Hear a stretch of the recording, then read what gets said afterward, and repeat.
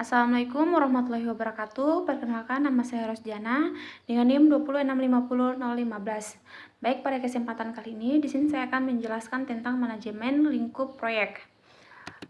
Manajemen lingkup proyek. Yang pertama, lingkup mengacu pada semua pekerjaan yang terlibat dalam menciptakan produk-produk dari proyek dan proses yang digunakan untuk menciptakannya. Yang kedua ada hasil atau deliverable, adalah produk yang dihasilkan sebagai bagian dari suatu proyek, seperti perangkat keras atau perangkat lunak, dokumen perencanaan atau notulen rapat. Yang ketiga ada manajemen lingkup proyek, mencakup proses-proses yang terlibat dalam mengidentifikasikan dan mengendalikan apa saja yang disertakan atau tidak dalam proyek. Selanjutnya ada proses manajemen lingkup proyek. Yang pertama ada perencanaan lingkup, menentukan bagaimana ruang lingkup akan didefinisikan, diverifikasi, dan dikendalikan. Yang kedua ada definisi lingkup, meninjau carta proyek dan pernyataan lingkup awal dan menambah informasi lebih lanjut sebagai persyaratan dikembangkan dan perubahan permintaan disetujui. Yang ketiga ada membuat WBS, membagi hasil proyek besar menjadi komponen yang lebih kecil, lebih mudah ditangani. Yang keempat ada verifikasi lingkup, memformalkan penerimaan lingkup proyek. Yang terakhir ada pengendalian lingkup, mengendalikan perubahan lingkup proyek. Selanjutnya ada perencanaan lingkup dan rencana manajemen lingkup. Yang pertama ada rencana manajemen lingkup, merupakan dokumen yang mencakup deskripsi tentang bagaimana tim akan menyiapkan pernyataan lingkup proyek, membuat WBS, memverifikasi selesainya hasil proyek, dan mengendalikan perubahan terhadap lingkup proyek. Kemudian masukan utamanya mencakup carta proyek, pernyataan lingkup awal, dan rencana manajemen proyek. Berikut ini adalah contoh project charter. Selanjutnya ini adalah contoh project charter. Definisi lingkup dan pernyataan lingkup proyek. Yang pertama, pernyataan lingkup awal, carta proyek, aset, proses organisasi, dan permintaan perubahan yang disetujui menyediakan dasar untuk membuat pernyataan lingkup proyek.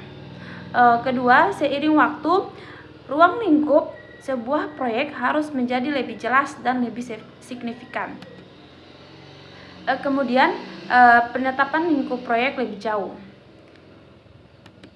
Selanjutnya membuat work breakdown structure atau WBS.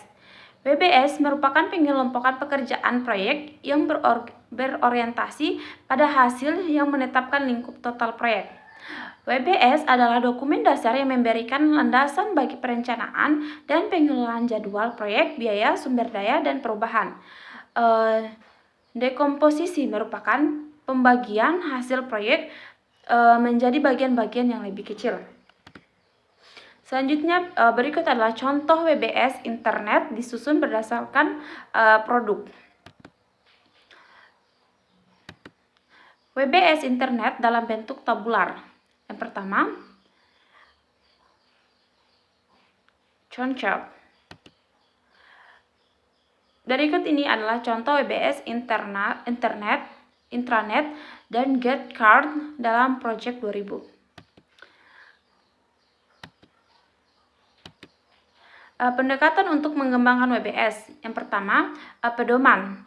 Beberapa organisasi seperti DoD memberikan pedoman untuk mempersiapkan WBS. Pendekatan analogi, meninjau WBS proyek-proyek serupa dan menyesuaikan untuk proyek Anda. Yang ketiga ada pendekatan top down, memulai dengan intim terbesar dari proyek dan pecahlah. Terus pendekatan bottom up, memulai dengan tugas-tugas khusus dan merangkumnya. Yang terakhir ada pendekatan mid padding, menulis tugas di format non-linear bercabang dan kemudian membuat struktur WBS. Selanjutnya ini adalah contoh pendekatan mid mapping. Ini hasil WBS dalam diagram. Selanjutnya ada pustaka WBS dan scope baseline. Yang pertama ada banyak tugas-tugas WBS yang tidak jelas. dan harus dijelaskan secara lebih rinci, sehingga orang tahu apa yang harus dilakukan dan dapat memperkirakan berapa lama bekerja dan berapa biaya diperlukan. Yang kedua ada pustaka WBS, merupakan dokumen yang menggambarkan informasi rinci tentang tiap butir WBS. Selanjutnya yang ketiga ada lingkup proyek yang disetujui dan WBS, serta pustaka WBS membentuk skop baseline yang digunakan untuk mengukur kinerja dan memenuhi sarana lingkup proyek. Selanjutnya ada verifikasi. Yang pertama ada sangat sulit untuk membuat pernyataan lingkup dan WBS yang baik bagi suatu proyek. Yang kedua, bahkan lebih sulit lagi untuk memverifikasi lingkup proyek dan meminimalkan perubahan lingkup. Yang ketiga, banyak proyek TI yang sengsara karena scope, creep, dan verifikasi lingkup yang buruk. Selanjutnya ada pengendalian lingkup. Yang pertama, pengendalian lingkup melibatkan pengendalian perubahan terhadap lingkup proyek. Yang kedua ada sarana mengendalikan lingkup adalah untuk memengaruhi faktor yang menyebabkan perubahan lingkup, memastikan bahwa perubahan diproses berdasarkan produser yang dikembangkan dan sebagai bagian dari pengendalian perubahan, ada mengelola perubahan ketika terjadi. Terus selanjutnya yang ketiga, varians adalah perbedaan antara rencana dan kinerja aktual. Selanjutnya rangkuman.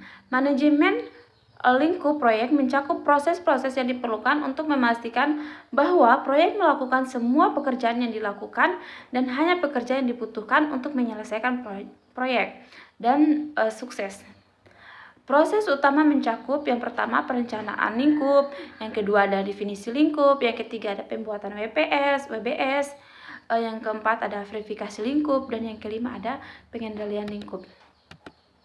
Mungkin itu saja yang dapat saya sampaikan. Apabila ada kesalahan atau kekurangan mohon dimaafkan. Saya akhiri dengan ucapan wabillahi taufiq wal hidayah. Wassalamualaikum warahmatullahi wabarakatuh.